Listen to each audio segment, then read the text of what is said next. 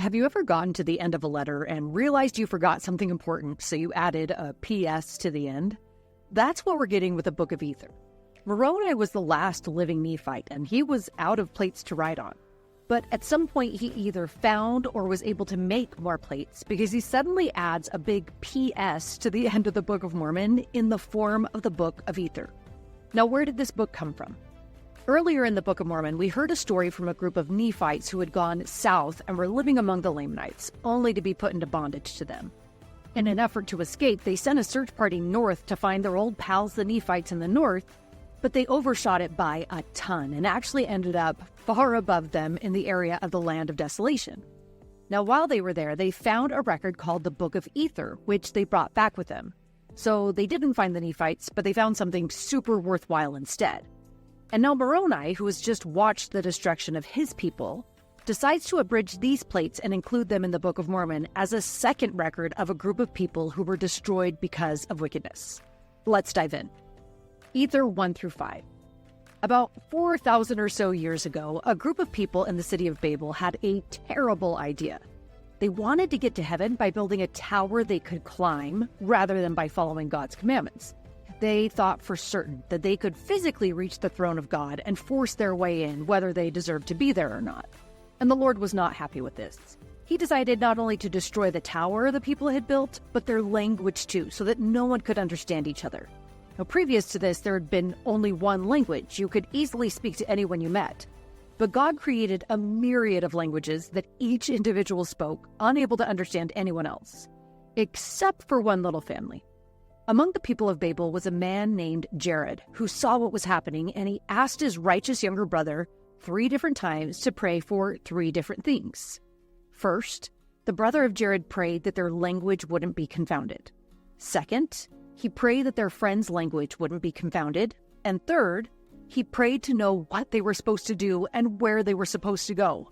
You can imagine the town of Babel is in total chaos at this point, so are they supposed to stay or leave and settle a new land? The Lord tells the brother of Jared that they are to gather their friends, family, supplies, and possessions and start heading north, and then he'll give them further directions. So Jared, his brother, and their friends, it's about 24 adults as well as their families, all start heading north with a Noah-like entourage of animals. They even bring fish with them and figure out a way to catch birds and cage them. Now, to be fair, the flood of Noah had happened relatively recently, and so they might have been nervous there'd be another one. And when they get to the spot the Lord had told them to go to, Jesus himself comes in a cloud to speak with the brother of Jared and tells them that they are to go into an area of wilderness where no one has ever been before. But he's not going to leave them alone. The Lord literally travels with them in a cloud and gives them directions. Talk about the ultimate GPS. They travel a long distance, and they even have to build barges along the way to cross some pretty large bodies of water.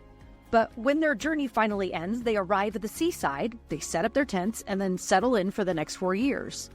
Now, what are they doing during these 4 years? Not much. It seems like they're kind of just hanging out and enjoying the view, because at the end of these 4 years, the Lord comes to the brother of Jared and chastens him for 3 hours for his lack of obedience and diligence.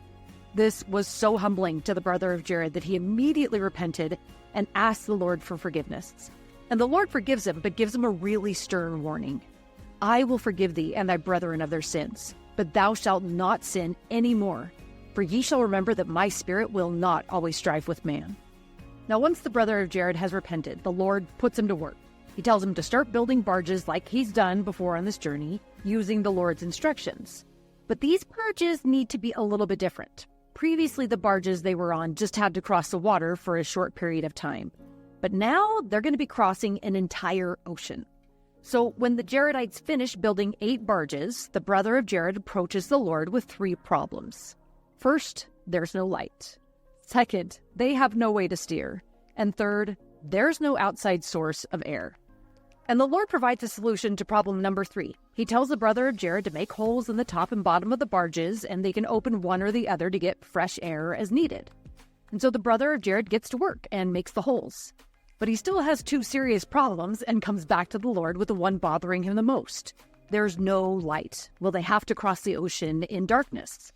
And this time the Lord provides an answer to the question he didn't ask. How will we steer? by telling him that he will guide them through the waters. But the problem of light, the Lord doesn't solve that problem for him. He asks the brother of Jared what he proposes they do. After probably some serious pondering, the brother of Jared goes up into a really high mountain, melts a rock, and produces 16 small stones that are clear like glass. And once he's done this, he takes the stones to the top of the mountain and presents them to the Lord, asking the Lord to make the stones shine with light.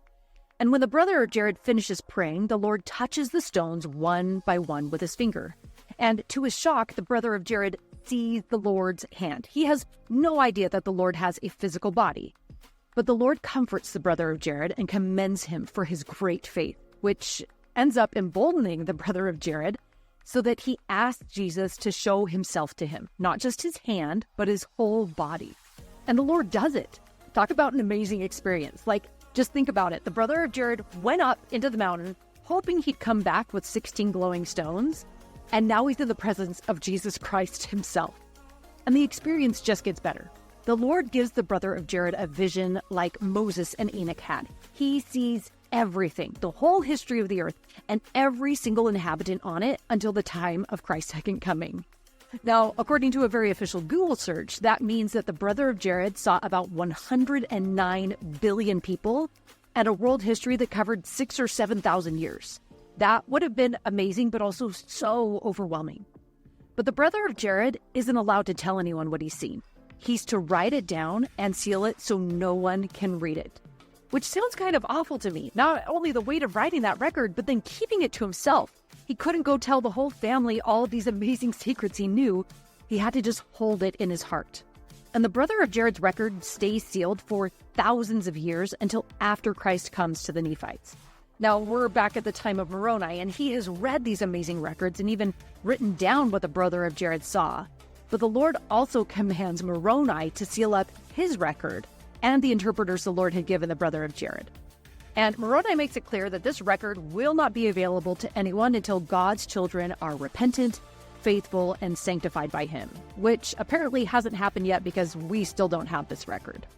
Now, at this point, Moroni pauses to write a note to the future interpreter of the gold plates, Joseph Smith.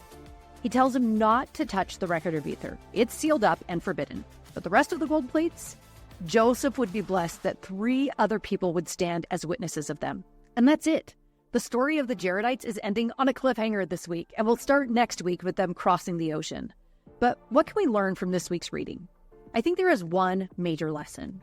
Our discipleship needs to be constant.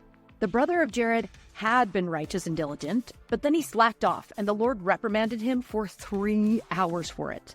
So we can ask ourselves, am I a better disciple today than I was last year? And if not, what do I need to do to change that? Now, if you want more scripture study help, make sure to check out all of my scripture freebies at the link in the description.